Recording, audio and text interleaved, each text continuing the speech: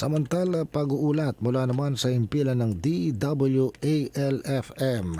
Radyo Totoo, CMN, Batangas. CMN News Live. Renz Belda, magandang araw sa iyo. Magandang umaga Ariel, magandang umaga Pilipinas. Pinababantayan ng isang lokal na mambabatas mula sa sangguniang panlalawigan ang mga establishmentong magsasamantala sa sitwasyon ng patuloy na pagtaas ng produktong petrolyo sa malayang oras ng kanilang regular na session. Sinabi ni Board Member Marcos Mendoza na ikapat na distrito na hindi dapat payagan na magkaroon ng overpricing, hoarding at pagtanggi sa pagbibenta ng produktong petrolyo. Sinabi ni Bukal Mendoza na naranasan ito ng kanyang mga kababayan sa bayan ng San Juan. Binanggit ng opisyal na dapat suspindihin o bawi ng business permit ng mga establishmentong mapapatunayang gumagawa nito.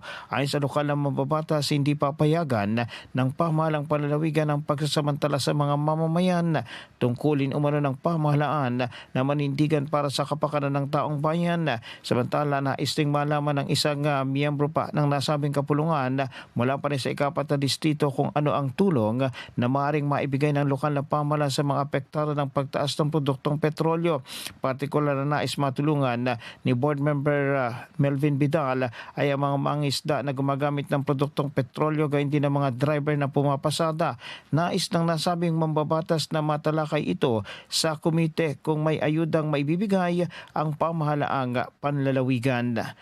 Mula sa DWALFM 95.9, ito si Renz Belda ng CMN Batangas nagulat live para sa CMN Pilipinas. CMN News Live.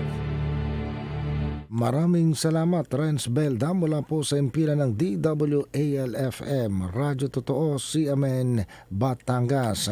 Samantala,